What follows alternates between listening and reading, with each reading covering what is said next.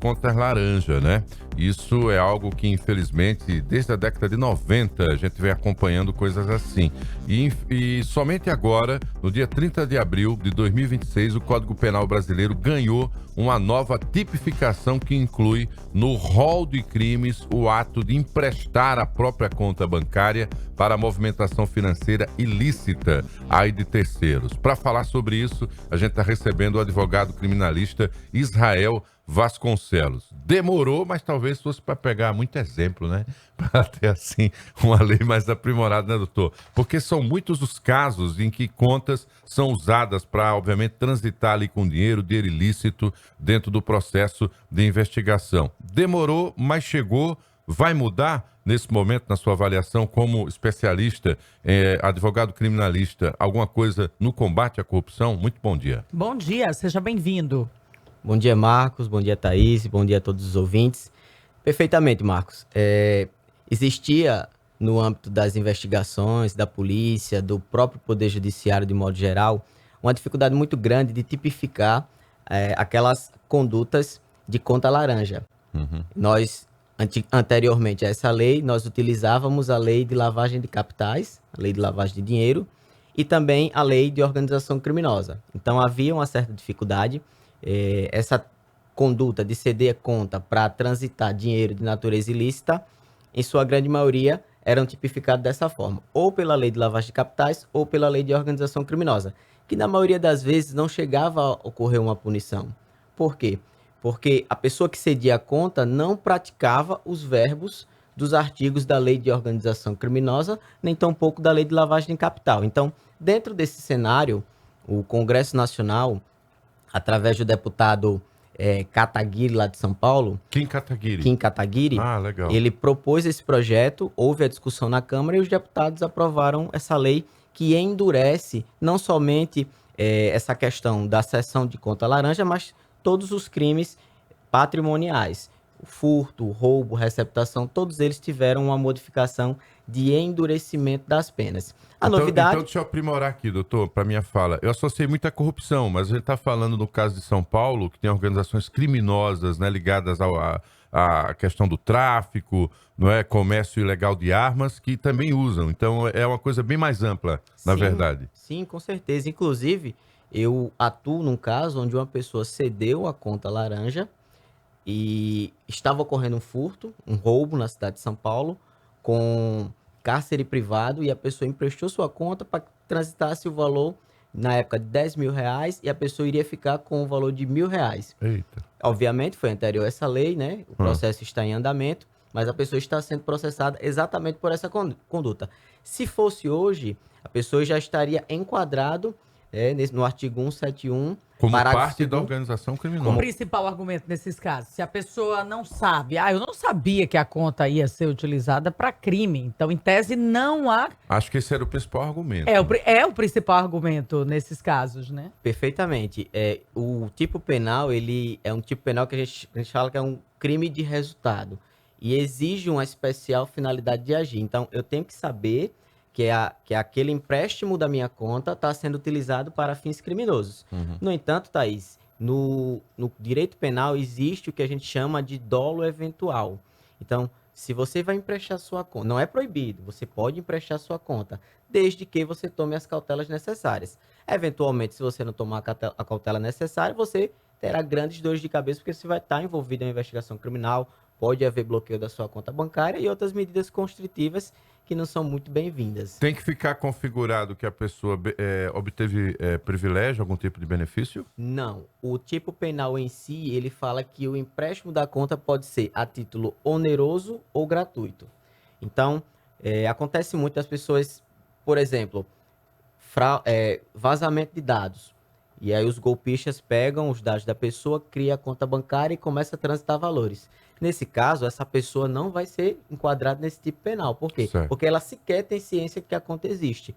Agora, se você emprestou, se há uma ligação, se há uma conversa de WhatsApp, a pessoa pedindo a conta, você fornecendo, e você não toma as cautelas necessárias para definir qual será a finalidade daquele empréstimo, você certamente vai estar enquadrado nesse crime. O jornalismo investigativo já localizou casos assim, né? Principalmente em fraudes fiscais, né? Onde pessoas pegam lá contas de gente muito simples, abrem empresas, né? Com essa finalidade. Quando você vai lá, a investigação, a pessoa mora num casebre, algo muito simples, nem sabia que estava sendo utilizado. Nesse caso, é o caso que ela ficaria de fora, né? Apesar de que causam algumas complicações. O que é que diz a lei 15.397, para quem for pego nessa condição a partir de agora? Então, a lei, ela tipifica o crime de cessão de conta laranja e a penalidade é de 1 a 5 anos de prisão. Uhum. É evidente, né, que vai ter todo um processo, você vai ter todo o seu direito de defesa, mas o conselho que nós, advogados criminalistas, passamos à sociedade é que evite. Evite qualquer tipo de situação onde o seu nome esteja vinculado. Não somente em relação à conta bancária, mas em qualquer outro tipo de situação. Porque a polícia tem mecanismos eficazes de identificar, de rastrear. Hoje em dia, eu costumo dizer que o mundo está no celular.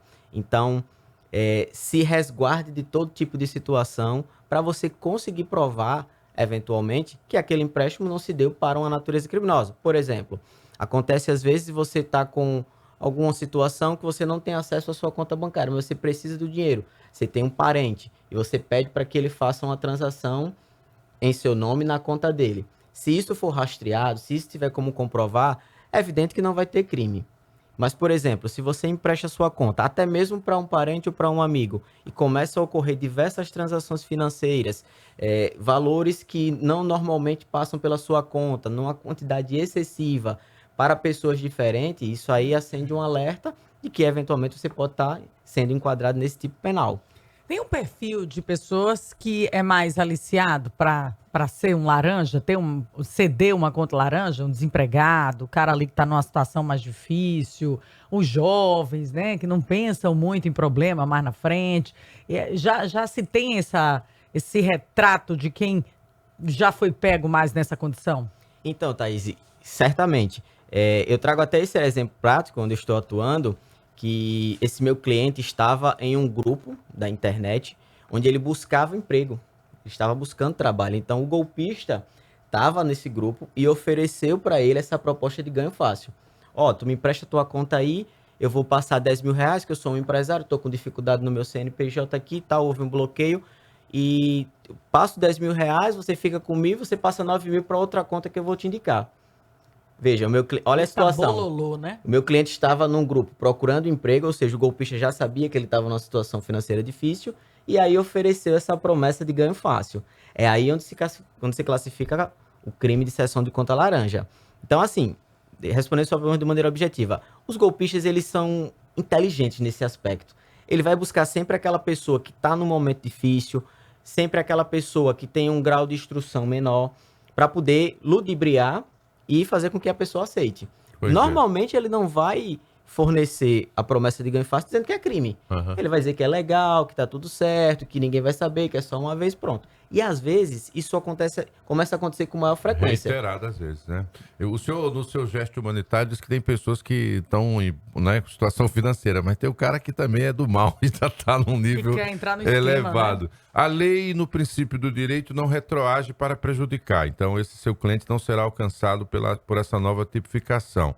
Mas de 30 de abril para cá, todos os inquéritos abertos com essa condicionante já está valendo, não precisa nenhum tipo de regulamentação. Exatamente, perfeito. Qualquer crime que passou a existir, qualquer movimentação financeira a partir do dia 4 de maio, que foi quando a lei entrou em vigor, passa a ser enquadrado como crime de cessão de conta laranja, né? Dentro dessa circunstância, lógico, a polícia ela vai investigar. Então, ela vai lá no COAF, pede lá as movimentações financeiras de todas aquelas pessoas envolvidas naquela organização criminosa. Vai ter uma pessoa lá do interior do Maranhão, tal, que está com o CPF envolvido lá na situação.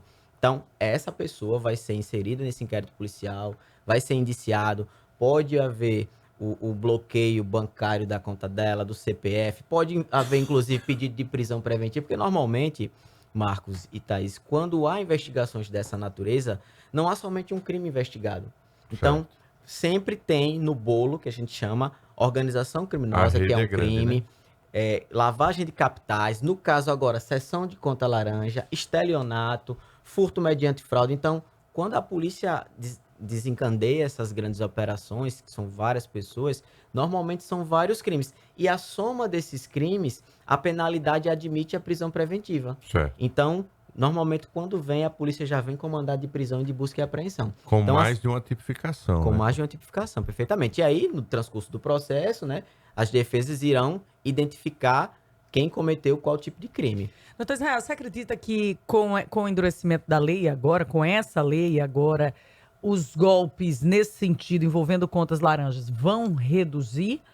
Ou os criminosos tendem a mudar só a estratégia aí de condução e de aliciamento de terceiros? Então, a ideia do legislador, Thaís, foi exatamente essa, de ter algum mecanismo legal que tipificasse algo que já vinha ocorrendo com muita frequência. Como eu falei antes, existia um problema muito grande da polícia identificar isso, porque ela enquadrava como lavagem de capital. Mas na grande maioria dos casos, a pessoa que estava lá movimentando dinheiro em sua conta, ela não praticava o crime de lavagem de capital. Porque o crime de lavagem de capital, ele exige a prática de 2 verbos, que é omitir ou dissimular. Neste caso, o verbo desse tipo penal de cessão de conta laranja é ceder. Então, o simples ato de ceder, claro que tem que ter a finalidade, que será aprovada, e classifica o crime. Então, muita gente cedia a conta, havia diversas movimentações financeiras para lavagem de capital, mas não ficava claro na investigação que a pessoa estava cedendo para ocultar bens. E aí a pessoa, na grande maioria dos inquéritos, não era punida. Então, o legislador enxergou isso, né, clamou até mesmo das autoridades, e resolveram criar esse crime. Então, se você dissimulou ou ocultou, vai ser enquadrado na lei de lavagem de capital. Se você simplesmente cedeu, vai ser enquadrado na lei de cessão de conta laranja. Pois é, importante essa mudança. Doutor Israel Vasconcelos, advogado criminalista, trazendo essa reflexão hoje e, obviamente, a gente tornando público aqui. Seria bom até que os bancos, né, ao perceberem movimentações, mandassem mensagens, recados para o próprio titular da conta, para evitar que o ingênuo, né, pudesse vir a ser manipulado. Respondendo a sua pergunta, Thaís, eu acho que eles vão criar a figura do fantasma mesmo, aquele cara que ele, desde do CPF, identidade, não existe para ter a conta, sob pena de que essa figura física, a pessoa física, pode, obviamente, entregar depois ali numa delação, numa colaboração premiada. É porque tem a história também do Pix nisso tudo, Isso, né? que é mais rápido. Que é né? mais rápido. E aí, para rastrear, né? Apesar de todos os serviços aí de aumento da segurança pelo próprio Banco Central, mas não é brincadeira você reaver um Pix que foi feito, ou rastrear esse Pix, para onde é que ele foi parar. Porque os caras são muito rápidos hoje muito rápido. também, né? A conta é manipulada rapidamente. Israel Vasconcelos, advogado criminalista, obrigado pela presença. A gente com certeza voltará a conversar, porque o senhor vai ter mais casos para trazer para cá. Sucesso na caminhada, boa semana aí, uma semana produtiva. Obrigada. Obrigado a todos. Valeu, agora são 6h40, 6h40. Olha, você que está pensando em trocar de picape, presta atenção nessa condição.